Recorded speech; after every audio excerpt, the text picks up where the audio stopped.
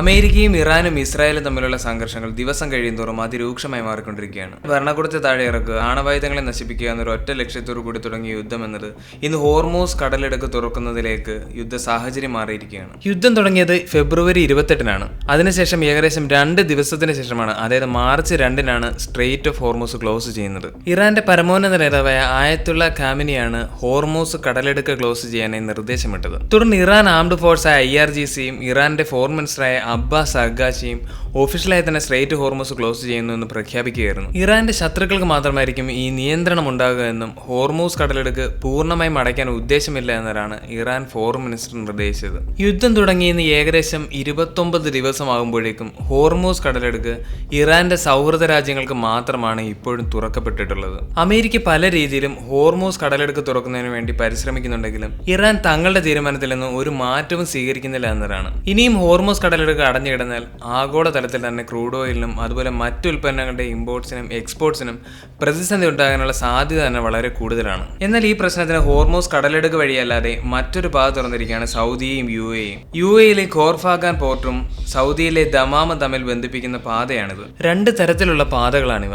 ഒന്ന് കടൽ മാർഗവും മറ്റൊന്ന് കരമാർഗമുള്ള പാതയും. ഇതിൽ UAE-യിലെ ഈസ്റ്റ് കോസ്റ്റ് റീജിയനിലുള്ള ഖോർഫാഗാൻ കൊമേഴ്ഷ്യൽ ടെർമിനലിൽ നിന്നും സാജ ഡ്രൈ പോർട്ടിലേക്ക്, ഇവിടെ നിന്ന് റോഡ് മാർഗം സൗദി അറേബ്യ വഴി ദമാമിലേക്കും എത്തുകയാണ് ചെയ്യുന്നത്. ഇവിടെ ദമാമിലെ കിങ് അബ്ദുൾ അസീസ് പോർട്ടിലാണ് ഈ കാർഗോകൾ എത്തുന്നത്. ഇവിടെ സൗദി അറേബ്യയുടെ ക്രൂഡ് ഓയിലിന്റെ ഏറ്റവും വലിയ റിസർവ് ഉള്ളത് ഈസ്റ്റ് പ്രൊവിൻസിലാണ്. സൗദി അറേബ്യയിൽ തന്നെ ഏറ്റവും വലിയ വാണിജ്യപരമായ അല്ലെങ്കിൽ എക്കണോമിക് ഹാർട്ട് എന്ന് വിശേഷിപ്പിക്കുന്ന സ്ഥലം കൂടിയാണ് ഈ ദമാം എന്നത്. കിങ് അബ്ദുൾ അസീസ് പോർട്ട് അതുപോലെ തന്നെ കിങ് ഫഹദ് ഇന്റർനാഷണൽ എയർപോർട്ട് എന്നിവ ദമാമിലാണ് ഉള്ളത് എന്നതുകൊണ്ട് തന്നെയാണ് സൗദി അറേബ്യയുടെ ഒരു പ്രധാന സാമ്പത്തിക പ്രദേശമായി ദമാം മാറുന്നത്. അതുപോലെ തന്നെ മറ്റ് രാജ്യങ്ങളിൽ നിന്ന് വരുന്ന ഇമ്പോർട്ടുകൾ ഖോഫാഗാൻ കൊമേഴ്ഷ്യൽ ടെർമിനലിലെത്തുകയും അവിടെ നിന്നും റോഡ് മാർഗം ഷാർജയിലെ ഹാംറിയെ പോർട്ടിലേക്കോ അല്ലെങ്കിൽ മിന അൽ ഖലീജ് പോർട്ടിലും തുടർന്ന് കടൽ മാർഗം ഷിപ്പുകൾ സൗദിയിലെ ദമാമിലെ കിങ് അബ്ദുൾ അസീസ് പോർട്ടിലെത്തുകയും അവിടെ നിന്നും റോഡ് മാർഗം സൗദി അറേബ്യ എന്നിവിടങ്ങളിലേക്കും മറ്റ് സ്ഥലങ്ങളിലേക്കും സാധനങ്ങളൊക്കെ എത്തിക്കുകയാണ് ചെയ്യുന്നത്.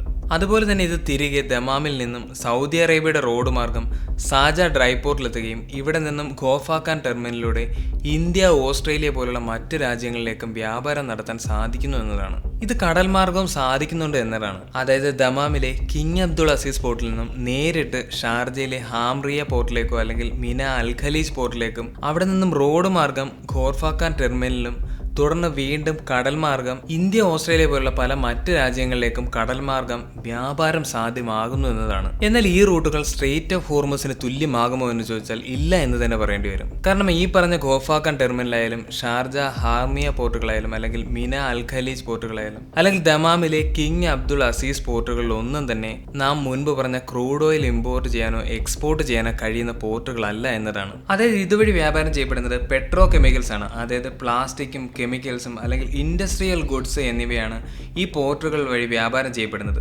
ഇങ്ങനെയുള്ള പോർട്ടുകളെയാണ് കാർഗോ പോർട്ടുകൾ എന്ന് പറയുന്നത്. പ്രധാനമായും ഇവിടെ ക്രൂഡ് ഓയിൽ ഹാൻഡിൽ ചെയ്യാനുള്ള എക്യുപ്മെന്റ്സും സംവിധാനങ്ങളും ഇല്ലാത്തതാണ് ഇവിടെ ക്രൂഡ് ഓയിലിന്റെ ഇമ്പോർട്ട്സും എക്സ്പോർട്ടും ചെയ്യാൻ കഴിയാത്തതിന് കാരണമെന്നത്. എന്നാൽ ഇവിടെ സൗദി അറേബ്യയിലെ സൗദി ആരാംകോ നിയന്ത്രിക്കുന്ന റാസ് താനൂറ പോർട്ടാണ് സൗദി അറേബ്യയിലെ ഏറ്റവും വലിയ ക്രൂഡ് ഓയിൽ എക്സ്പോർട്ട് ചെയ്യുന്ന പോർട്ട് എന്നത്.